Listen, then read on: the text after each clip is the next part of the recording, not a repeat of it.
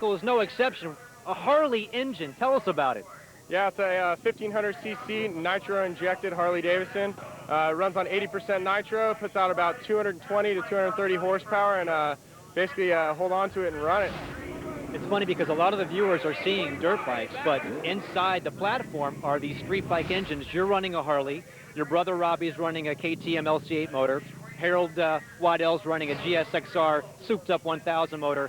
Why these street bike engines? Is it just the sheer horsepower? Yeah, these bikes in the open class put out the most horsepower. To be competitive, you really got to ride a bike on nitro.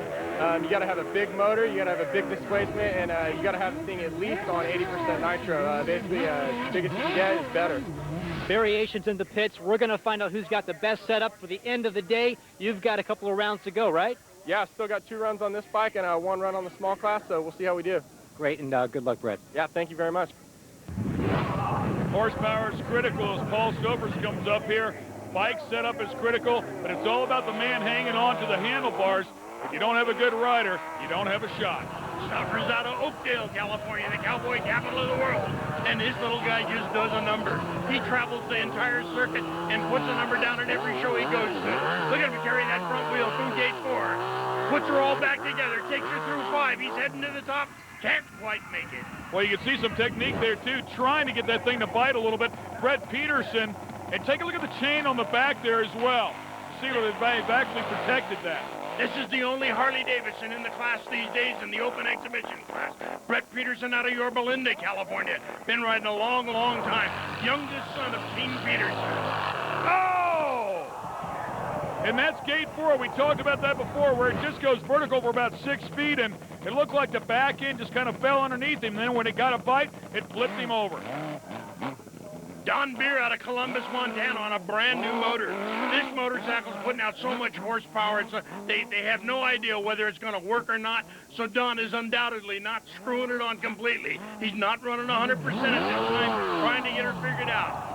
And he stuffs the front end at gate 4 right into the face of the mountain. Watch this thing, and it stops him cold and flips him over the handlebars. A real good opportunity right there to break your wrist as well. That was a tough hit. Rod Whitlock is up next.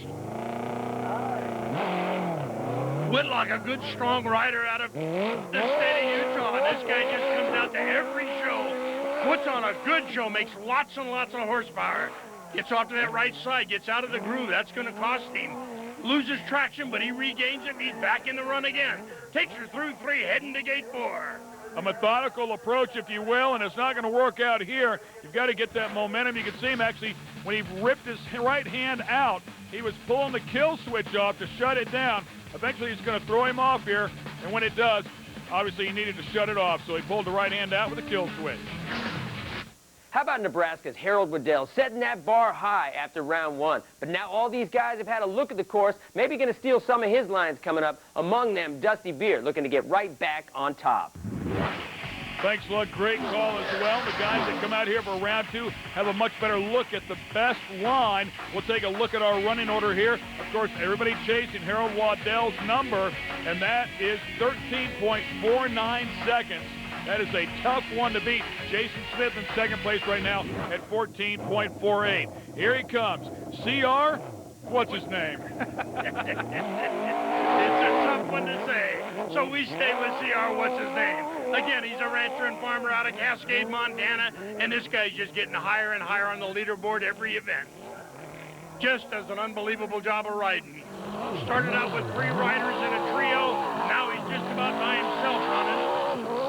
Boy, really stands on the throttle right at the very end and gets up and over the top. Jason Smith in second place right now. 14.48 was his first round numbers. Again, out of Farmington, Utah, on a brand new 950cc Yamaha on 100% nitromethane.